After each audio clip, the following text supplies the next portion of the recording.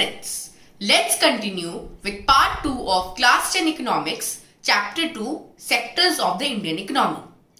So in the first video, we saw that a large number of workforce in the primary sector of our economy is unemployed and we need to provide them with better employment opportunities. So now this brings us to the question that how to create more employment. So let us see at few ways to create more employment. First, the government should spend some money to improve the rural infrastructure. For example, construction of wells, canals, dams, etc. And this would create a lot of employment for the rural people. So obviously in the construction of all these things, a lot of labor would be required, and in this way the rural people would get jobs. Second, the government should invest some money in transportation and storage of crops by building better roads.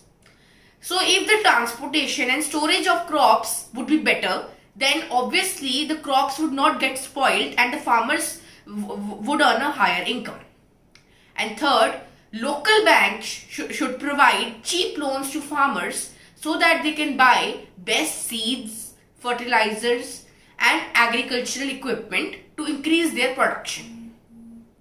Fourth, setting up industries and services in the semi-rural areas will help to employ a large number of people. So more industries should be set up in the rural areas so that rural people can be employed in these industries. Fifth, nearly 20 lakh jobs can be created in education sector. Similarly, we need many doctors, nurses and health workers in the rural areas. So expanding education and healthcare services is a way to create more employment.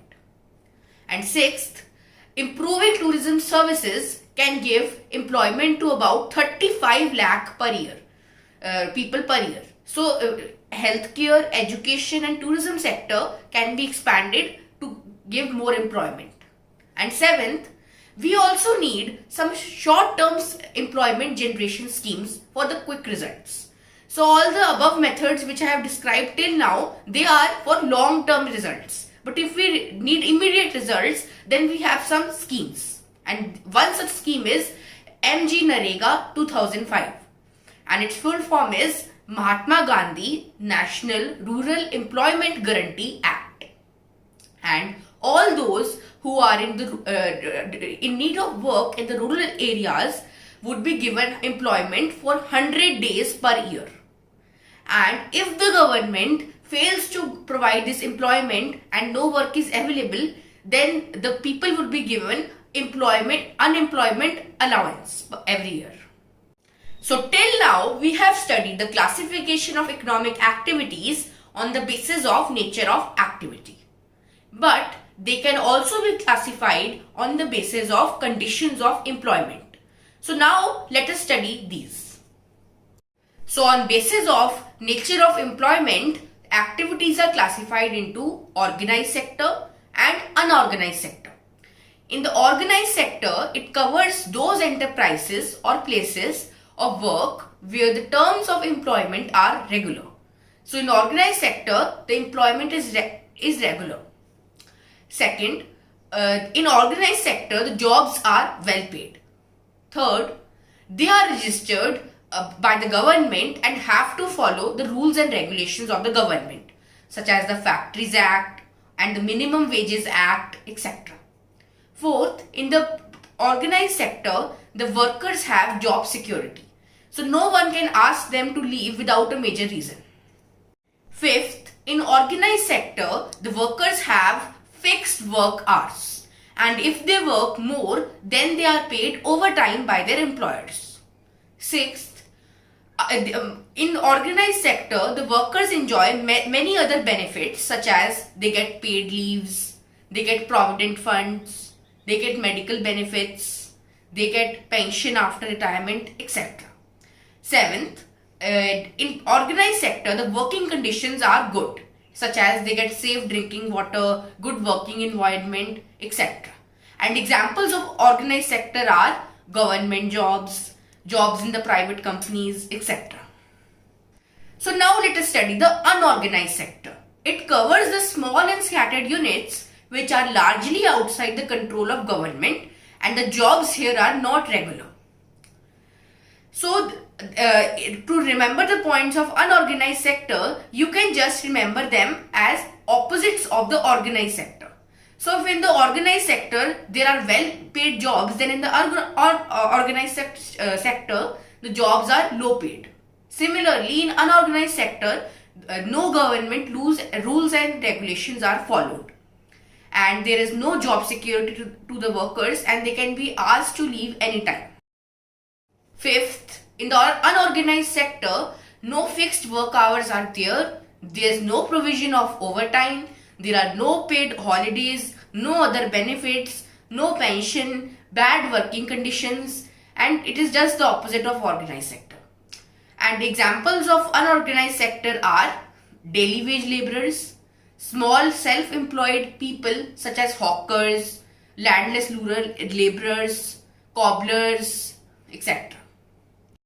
So now, if so many benefits are available in the organized sector, then why do people still work in the unorganized sector?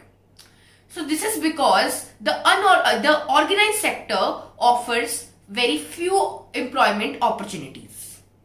Second, some companies of the organized sector operate in the unorganized sector to save money on taxes and other benefits to workers. So indirectly, the workers have to work in the unorganized sector. And third, large number of workers have lost their jobs in the organized sector, so they are forced to work in the unorganized sector in order to earn their livelihood. So now let us see the people who are who need the most protection in the unorganized sector. So the vulnerable groups in the rural areas are the landless farm laborers, small and marginal farmers, and the traditional artisans such as weavers and blacksmiths. And the support measures in the rural areas to improve their conditions are: first, timely delivery of seeds and agricultural inputs; second, cheap loans to the farmers; and third, better storage and marketing facilities to the farmers. So now let us see the vulnerable groups in the urban areas. First, the casual laborers or the daily wage laborers; second, street vendors, hawkers; and third, the small people working in the small scale industries. So now let us see the support measures for these groups in the urban areas. First, government should provide assistance to the small scale industries. And second, people from the scheduled caste and scheduled tribe communities need extra protection as they face social discrimination besides other disadvantages. Now, in addition to classifying resources on the basis of nature of activity and nature of employment, we can also classify the economic activities on the basis of who owns the assets and is responsible for the delivery of services. So on this basis of ownership, we divide the sectors into public sector and private sector. Now let us study about them in detail. So in the public sector, the government is the owner and provides all the services, while in the private sector, the ownership of the assets and delivery of the services is in the hands of private individuals or private companies. Second, the purpose of the public sector is not only to earn profit but also to provide services to the people, while in the private sector, the main objective is just to earn profit. And examples of public sector are railways, BSNL, post office, etc. While private sector examples are Reliance, Infosys, Tisco, and it's an endless list. So now the question comes that why does the public sector provide all these services and not the private sector? So services such as electricity, water supply, building of roads, etc. Why it is provided by the public sector? Now let us answer this question. So first, the services such as building roads, railways, bridges, power generation, etc. they need huge amount of investment, and this is beyond the capacity of private sector. Second, even if the private sector provides these services, then it would charge a very high rate for these services, and which most of the people will not be able to afford this rate. So therefore, the government provides these services so that they are available to everyone. For example, if you go to a private hospital, then they charge a huge amount of money, and for the same service, a government hospital would charge very less money. Third, there are some activities in which the government has to support. For example, the government provides electricity at subsidized rates to the small scale units so that they can grow. And second, the government buys food grains from the farmers at a higher price and then sells these grains at a lower price to the poor people in the ration shops. And fourth, there are a large number of activities which are the primary responsibility of the government. So they are the responsibility of the government. For example, providing education, health services, housing, sanitation, etc. So with this, we come to the end of this chapter. The PDF of all these notes which I have provided in this chapter are given in the description box, so you can view them from there. Thank you.